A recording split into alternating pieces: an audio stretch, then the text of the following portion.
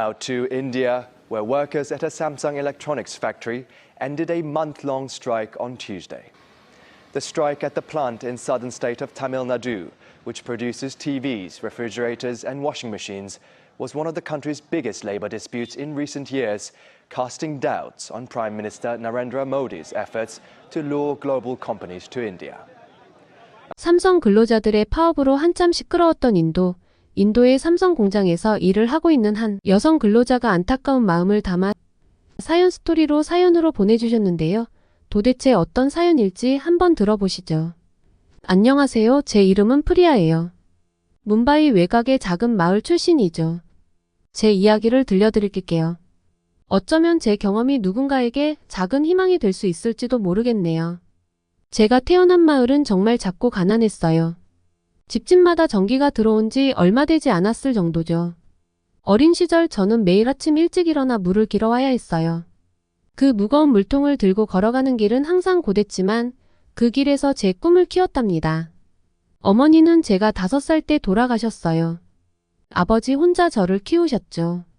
농부셨던 아버지는 매일 새벽부터 늦은 밤까지 일하셨어요.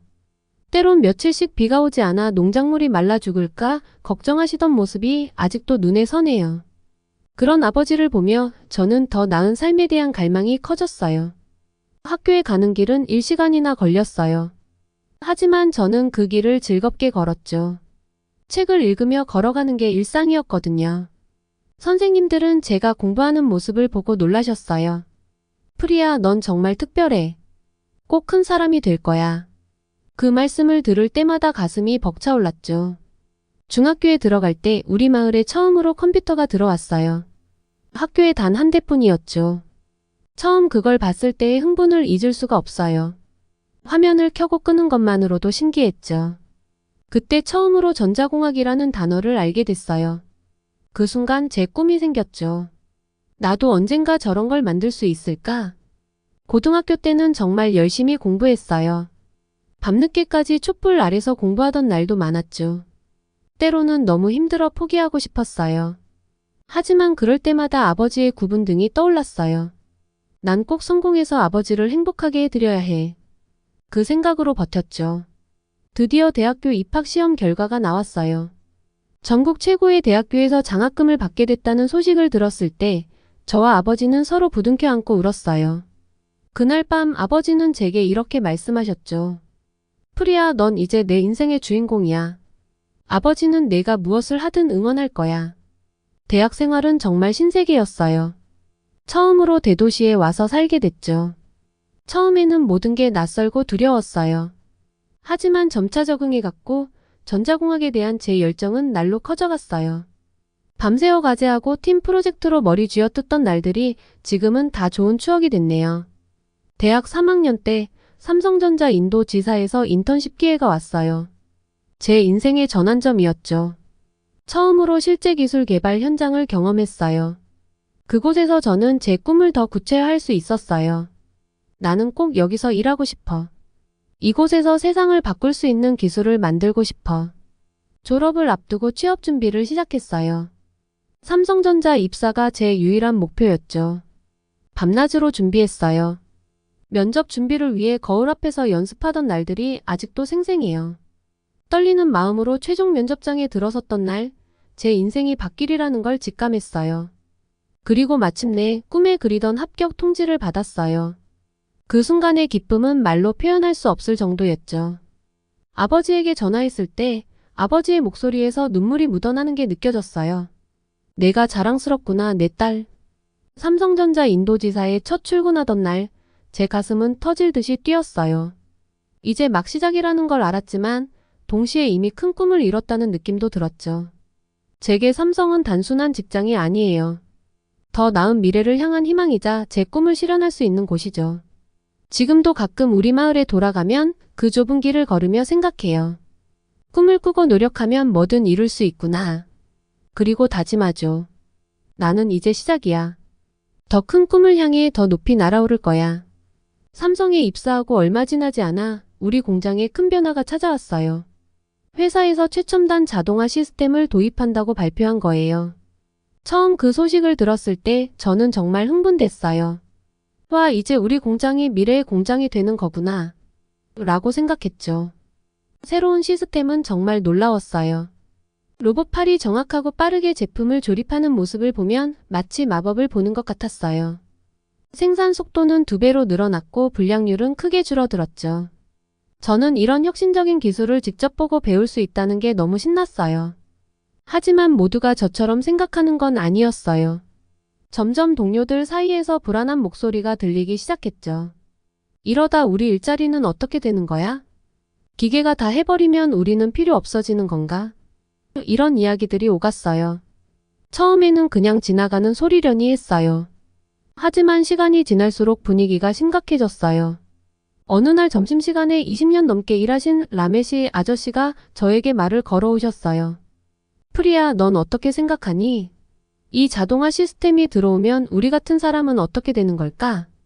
라메시 아저씨의 눈에는 걱정과 두려움이 가득했어요. 그 순간 저는 큰 충격을 받았어요. 제가 너무 기술의 발전에만 집중한 나머지 동료들의 불안을 미처 생각하지 못했던 거예요. 그날 이후로 저는 깊은 고민에 빠졌어요. 한편으로는 이 혁신적인 기술에 흥분되면서도 다른 한편으로는 동료들의 걱정도 이해가 됐거든요. 어떻게 하면 이 두 가지를 다 잡을 수 있을까? 이 질문이 제 머릿속을 떠나지 않았어요. 상황은 점점 악화되어 갔어요. 일부 직원들이 파업을 계획하고 있다는 소문이 돌기 시작했죠. 저는 이대로 가다가는 큰일이 날 것 같아 무언가 해야겠다고 생각했어요. 그래서 용기를 내어 김 부장님을 찾아갔어요. 부장님, 직원들이 많이 불안해하고 있어요. 우리가 뭔가 대책을 세워야 하지 않을까요? 김 부장님은 잠시 생각에 잠기더니 이렇게 말씀하셨어요. 프리야, 내 말이 맞아. 우리가 직원들의 목소리를 들어야 할 때야.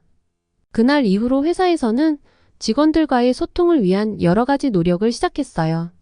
정기적인 타운홀 미팅을 열어 회사의 계획을 설명하고 직원들의 의견을 듣기 시작했죠. 저도 이 과정에 적극적으로 참여했어요. 하지만 이런 노력에도 불구하고 일부 직원들의 불만은 쉽게 가라앉지 않았어요. 결국 어느 날 아침 공장 앞에서 파업 시위가 시작됐어요. 일자리를 지켜내자. 기계가 아닌 사람이 중심이 되는 공장을 원한다.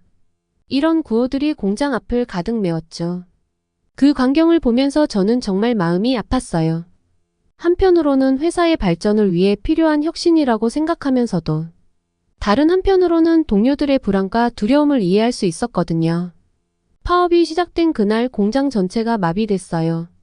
평소 같으면 부지런히 돌아가야 할 기계들이 모두 멈춰섰고 직원들은 공장 앞에서 시위를 하고 있었죠. 그 광경을 보는 제 마음은 너무나 무거웠어요. 어쩌다 우리가 이렇게 됐을까 하는 생각이 들더라고요. 파업의 영향은 곧 지역 전체로 퍼져나갔어요.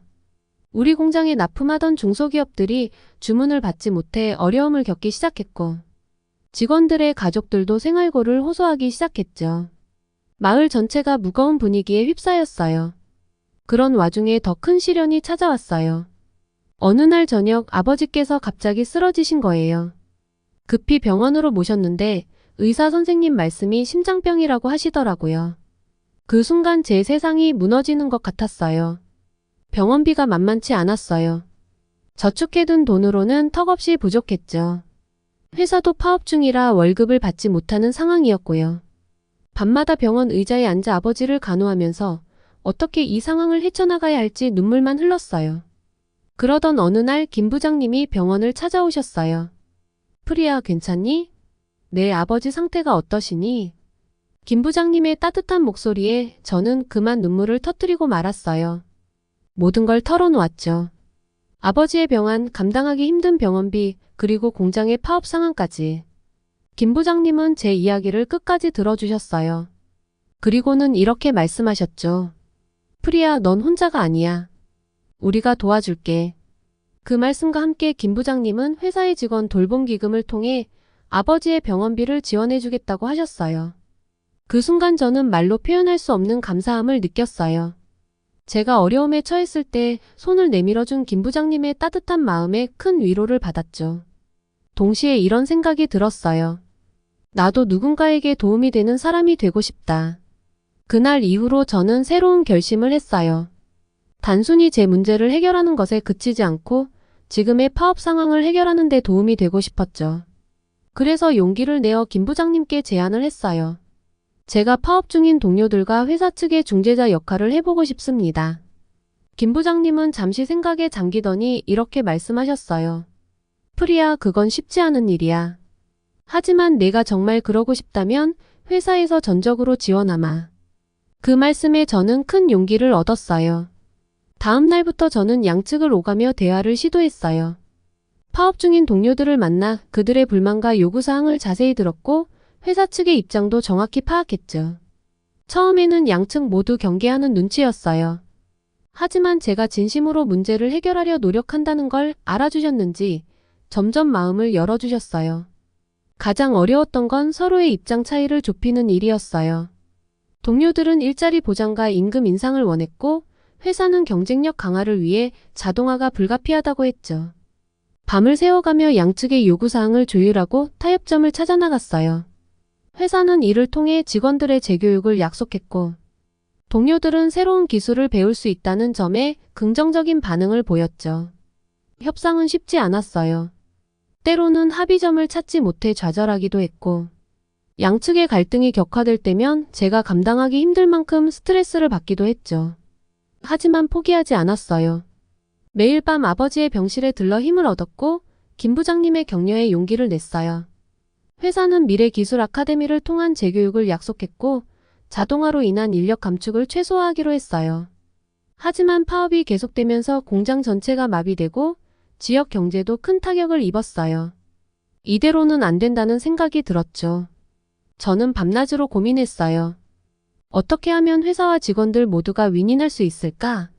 그러던 어느 날 밤 문득 아이디어가 떠올랐어요.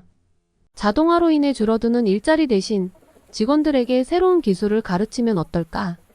그렇게 해서 더 높은 부가가치를 창출할 수 있는 직무로 전환하는 거야. 이 아이디어를 구체화하기 위해 저는 며칠 동안 잠도 제대로 못 잤어요. 인터넷을 뒤지고 전문가들의 의견을 들어보고 다른 회사들의 사례도 연구했죠.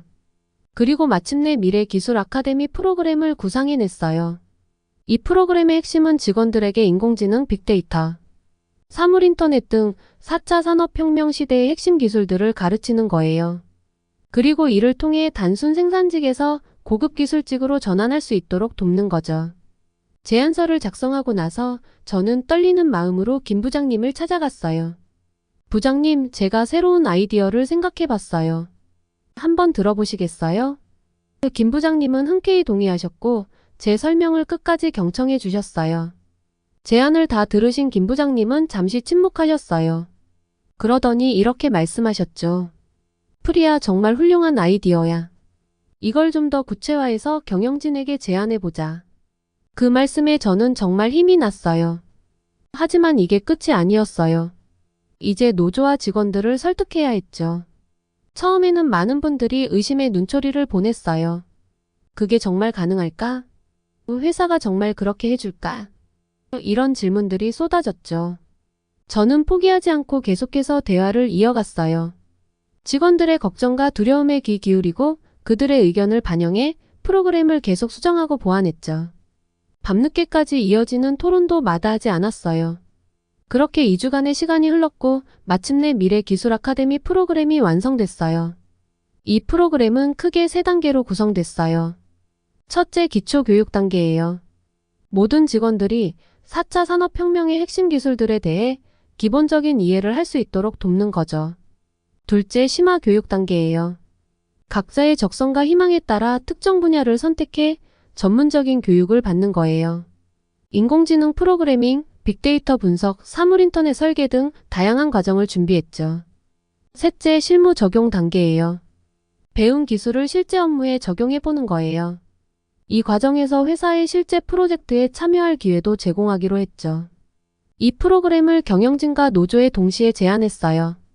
발표를 마치고 나서 긴 침묵이 이어졌어요. 그때 제 심장은 정말 터질 것 같았죠. 그러다 갑자기 누군가 박수를 치기 시작했어요. 이내 모든 사람들이 일어나 박수를 쳤죠. 경영진은 이 프로그램이 회사의 미래 경쟁력을 높이는데 큰 도움이 될 거라고 평가했어요. 노조 측에서도 직원들의 고용 안정과 전문성 향상에 도움이 될 거라며 긍정적인 반응을 보였죠. 그렇게 미래기술 아카데미가 공식적으로 출범하게 됐어요. 회사는 이를 위해 상당한 예산을 배정했고 최고의 강사진을 초빙했죠. 직원들의 반응도 뜨거웠어요. 많은 분들이 새로운 기회를 얻게 됐다며 기뻐하셨죠. 하지만 이게 끝이 아니었어요. 우리는 여기서 한 걸음 더 나아가기로 했어요. 바로 지역사회와 협력하여 새로운 일자리 창출 프로젝트를 시작한 거예요. 이 프로젝트의 핵심은 우리 회사의 기술력과 지역, 사회의 자원을 결합해 새로운 비즈니스 모델을 만드는 거였어요. 예를 들어 우리 회사의 AI 기술을 활용해 지역 농업의 생산성을 높이는 프로젝트를 시작했죠. 또 청년 창업 지원 프로그램도 만들었어요. 우리 회사의 기술력과 노하우를 지역의 젊은 창업가들과 공유하고 그들의 성장을 돕는 거죠. 이를 통해 지역에 새로운 일자리가 생기고 경제가 활성화되길 바랐어요. 이 모든 과정이 순탄하지만은 않았어요. 때로는 예산 문제로, 때로는 의견 충돌로 어려움을 겪기도 했죠. 하지만 우리는 포기하지 않았어요. 계속해서 소통하고 문제가 생기면 함께 해결책을 찾아갔어요. 그렇게 우리는 놀라운 변화를 목격했죠. 미래기술 아카데미를 통해 많은 직원들이 새로운 기술을 습득하고 더 높은 부가가치를 창출하는 직무로 전환했어요. 회사의 생산성은 크게 향상될 가능성이 보였고 직원들의 만족도도 높아졌죠. 지역 사회와의 협력 프로젝트도 성과를 낼 수 있겠다는 결과가 점점 보이기 시작했죠. 파업이 끝나고 미래기술 아카데미가 시작된 지 얼마 지나지 않아 공장 전체에 새로운 활기가 돌기 시작했어요. 처음에는 모두가 조금은 어색해하고 긴장한 모습이었지만 시간이 지날수록 직원들의 눈빛이 달라지는 걸 느낄 수 있었죠. 특히 기억에 남는 건 라메시 아저씨예요. 처음에는 컴퓨터 앞에서 당황하시던 모습이 아직도 생생해요. 프리야, 난 이런 걸 배우기엔 너무 늙었어. 라고 말씀하셨죠. 하지만 몇 주가 지나자 아저씨는 완전히 다른 사람이 되어 있었어요. 이 늙은이가 인공지능을 다루게 될 줄이야. 라며 활짝 웃으시던 아저씨의 모습을 보며 저도 모르게 눈물이 났어요. 공장도 점점 변해갔어요. 이전에는 단순히 제품을 만드는 곳이었다면 이제는 혁신이 일어나는 공간으로 탈바꿈했죠. 직원들이 자발적으로 개선 아이디어를 내고 그것을 실제로 적용해보는 문화가 자리 잡았어요. 이런 변화를 보며 저는 가슴이 벅차올랐어요. 우리가 정말 해냈구나. 라는 생각에 밤에 혼자 울기도 했죠. 그러던 어느 날 정말 기쁜 소식을 들었어요. 아버지의 건강이 많이 좋아지셨다는 거예요. 의사 선생님께서 정말 놀라운 회복이에요. 이제 퇴원해도 될 것 같습니다. 라고 말씀하셨을 때 저는 그 자리에서 주저앉아 울고 말았어요. 그동안 참았던 모든 감정이 한꺼번에 쏟아져 나왔죠. 아버지를 모시고 집에 돌아오는 길, 아버지께서 제 손을 꼭 잡으시더니 이렇게 말씀하셨어요. 프리야, 내가 자랑스럽구나. 넌 정말 대단한 딸이야. 그 말씀을 듣는 순간 제 가슴속에 뭔가가 확 퍼지는 것 같았어요. 그동안의 모든 노력이 보상받는 듯한 느낌이었죠. 회사에서도 변화가 일어났어요. 우리 공장의 혁신 사례가 회사 전체에 알려지면서 다른 지역의 공장들도 우리를 벤치마킹하기 시작했죠. 그러던 어느 날 한국지사 대표님께서 직접 우리 공장을 방문하셨어요. 대표님은 공장을 둘러보시더니 이렇게 말씀하셨어요. 여러분이 이루어낸 변화는 단순히 이 공장만의 성과가 아닙니다. 이는 삼성전자 전체의, 나아가 인도 제조업 전체의 미래를 보여주는 것입니다. 그 말씀을 들으며 저는 뭉클했어요. 우리의 노력이 이렇게 큰 의미를 가질 줄은 몰랐거든요. 그리고 얼마 후 정말 예상치 못한 일이 일어났어요. 제가 회사의 혁신 리더십 팀장으로 승진하게 된 거예요. 김 부장님께서 직접 저를 불러 이 소식을 전해주셨을 때 저는 말을 잇지 못했어요. 기쁨과 동시에 막중한 책임감이 밀려왔죠. 프리야, 넌 이미 충분히 준비되어 있어. 이제 내가 배운 것을 더 많은 사람들과 나눌 차례야. 김 부장님의 말씀에 저는 고개를 끄덕였지만 속으로는 정말 떨리더라고요. 과연 내가 잘 해낼 수 있을까? 하지만 이내 마음을 다잡았어요. 그래, 이건 나 혼자만의 일이 아니야. 우리 모두가 함께 만들어가는 거야. 그렇게 새로운 도전을 시작했죠. 새로운 역할을 맡으면서 제가 가장 중요하게 생각한 건 기술 혁신과 인간 중심의 경영의 조화였어요. 아무리 뛰어난 기술이라도 그것을 다루는 사람들이 행복하지 않다면 의미가 없다고 생각했거든요. 그래서 저는 회사의 모든 정책과 프로그램을 이 관점에서 재검토하기 시작했어요. 때로는 밤을 새워가며 고민하고 토론했죠. 그 과정에서 많은 어려움도 있었지만 동료들의 지지와 응원 덕분에 하나씩 극복해 나갈 수 있었어요. 우리의 노력은 점차 인도 전역으로 퍼져나갔어요. 다른 기업들도 우리의 사례를 벤치마킹하기 시작했고 정부에서도 관심을 보이기 시작했죠. 어느 날은 한 경제신문에서 저와의 인터뷰를 요청해 왔어요. 인도의 미래를 바꾸는 젊은 리더라는 제목으로 말이에요. 인터뷰를 하면서 저는 다시 한번 우리가 걸어온 길을 돌아보게 됐어요. 힘들었던 순간들, 기뻤던 순간들. 그 모든 것들이 지금의 저를 만들었다는 걸 깨달았죠. 그리고 이런 생각이 들었어요. 이제는 내가 받은 것을 다른 이들에게 돌려줄 차례구나. 그래서 저는 청년 멘토링 프로그램을 시작했어요. 인도의 젊은이들, 특히 어려운 환경에서 자란 청년들을 대상으로 기술, 교육과 리더십 트레이닝을 제공하는 프로그램이에요. 이 프로그램을 통해 저는 제 경험과 지식을 나누고 그들에게 희망과 용기를 전하고 싶었어요. 프로그램을 시작한 지 얼마 지나지 않아 놀라운 일들이 일어나기 시작했어요. 프로그램에 참여한 청년들이 하나둘씩 성공 사례를 만들어내기 시작한 거예요. 한 청년은 자신의 마을에 혁신적인 농업 기술을 도입해 생산성을 크게 높였고, 또 다른 청년은 교육 분야에서 AI를 활용한 새로운 서비스를 시작했죠. 이런 모습을 보며 저는 깊은 감동을 느꼈어요. 이게 바로 내가 꿈꾸던 거구나. 기술과 사람이 조화를 이루며 더 나은 세상을 만드는 것. 그리고 동시에 큰 책임감도 느꼈죠. 이제 시작이야. 더 많은 사람들에게 희망을 전해야 해. 지금 돌이켜보면 제 인생의 모든 순간들이 의미 있었다는 생각이 들어요. 어려웠던 시기들, 힘들었던 순간들. 그 모든 것들이 지금의 저를 만들었고 더 많은 사람들을 돕는 사람이 되게 해주었으니까요. 여러분, 삶은 때로 우리에게 큰 도전을 줍니다. 하지만 그 도전을 어떻게 받아들이느냐에 따라 우리의 인생이 달라질 수 있어요. 저는 이제 알아요. 우리가 서로를 존중하고 협력한다면 어떤 어려움도 극복할 수 있다는 것을.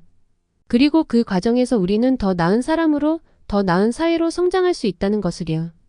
제 이야기가 여러분에게 작은 희망이 되었으면 좋겠어요.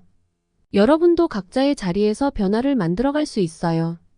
그 변화가 모여 우리 모두의 더 나은 미래를 만들어갈 수 있을 거예요. 함께 꿈꾸고 함께 노력하면 우리는 반드시 더 나은 세상을 만들 수 있을 거예요. 감사합니다. 지금까지의 사연 어떻게 들으셨나요? 구독과 좋아요 부탁드립니다. 다음에 더 재밌는 사연으로 돌아오겠습니다.